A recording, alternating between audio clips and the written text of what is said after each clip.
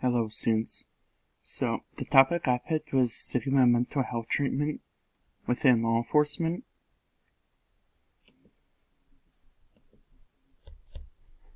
This slide you'll see what PTSD is and how it affects law enforcement. So PTSD is basically a mental illness in which it occurs after something traumatic happens. For example, say like a car accident, or say you're involved in a war like you are in the military, then you have something called PTSD.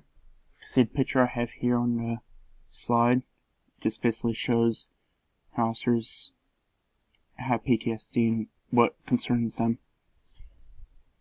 The way that law enforcement gets it, they get it by responding to calls from people, or an officer's shooting, in which they call it in their book a 99, a code 99, which basically means that every unit in every city needs to get down like ASAP.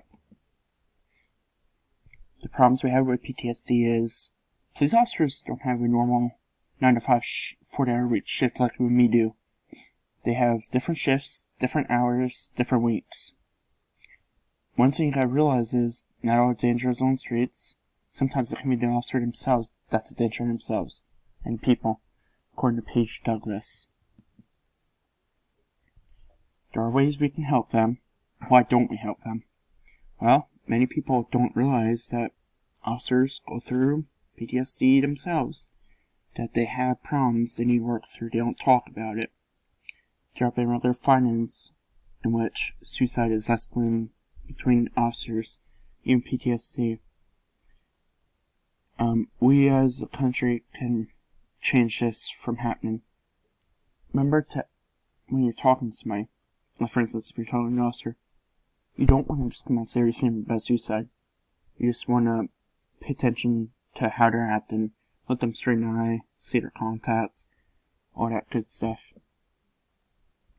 So why don't we as a community feel safe? We want to feel safe because of the fact that PTSD affects not only the cops' physical state, but their mental state as well. They're basically taken back into the community or angered the community, so they take, and what some people call police brutality, as you can see in the image here, you have 4 officers.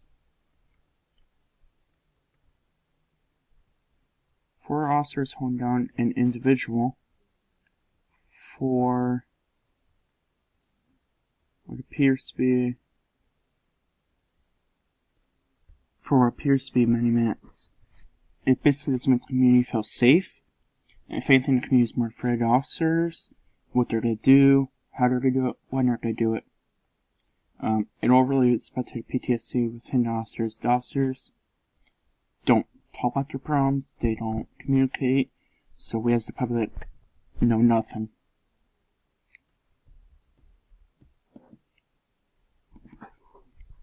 We have some alternative solutions in which this one may work, but it may not work, because it always doesn't work. You can always thank a cop. You can spend a day with one for risking their life, since basically we don't give back to them in ways we should. Another thing is, don't give them a hard time. They have enough on their plate. So say you got a ticket, you got that ticket, pay it at the end. Other than that, don't stress them, because noticeably bigger fines, bigger penalties, and everything else. Make sure you're there. Listen to them. Talk to them. For instance, I want to be a cop myself. So just tell them you want to do that. That will get their mind working. Then you'll understand, okay, I'm doing this for this reason, because this gentleman or this kid wants to be like me someday. Another thing is, we gotta figure how it affects the family, the loved ones. Look at how many divorces have been due to the fact that police officers are that stressed that there's violence in between. Overall, we as a community can help out our officers to better themselves.